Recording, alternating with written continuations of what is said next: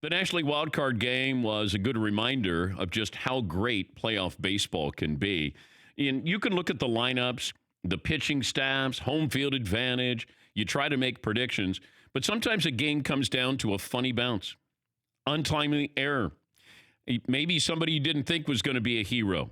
Nationals beat the Brewers when Juan Soto had a single that snuck under the glove of the Brewers' Trent Grisham in the eighth inning. And Washington escapes with a 4-3 win. They move on to face the Dodgers in the divisional series. Talk a little bit more about that matchup in a moment. But if you didn't want to look at how the matchups on paper would be, you still look at this and say, all right, who are the clear favorites? The Astros look like the team to beat in the American League. Yankees not far behind. Once again, the Dodgers are the favorites in the National League.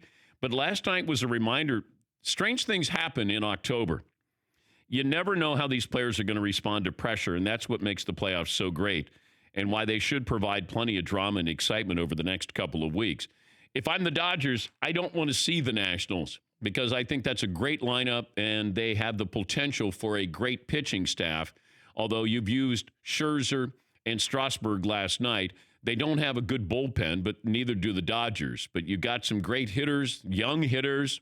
Soto's 20 years of age. Rendon is great. They have a great outfield, but this will probably come down to somebody that you probably didn't think was going to decide this.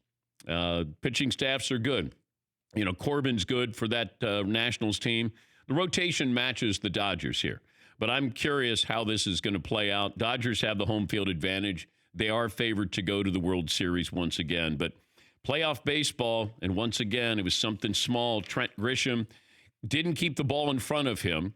I don't know if something happened. Okay, I don't have too much criticism for the broadcasting of the game last night on TBS.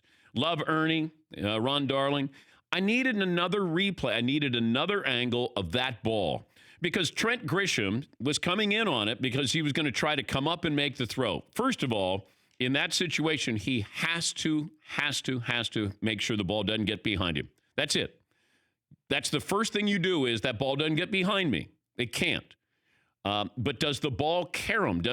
Is there strange English on it? That's what I wanted to see.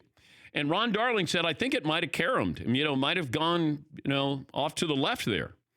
And I went, okay, then Soto gets caught in the rundown. So now they're out of the inning. So we don't see a replay until coming up next inning. And then you're in the ninth inning and it felt like they couldn't squeeze it in.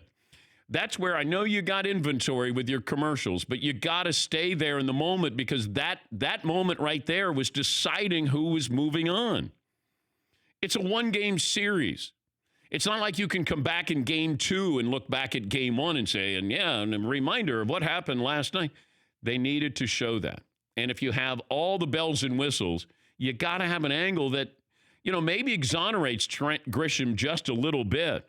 For more Dan Patrick Show, tune into Audience Channel 239 on DirecTV. Stream for free on BR Live or download the Dan Patrick Show app.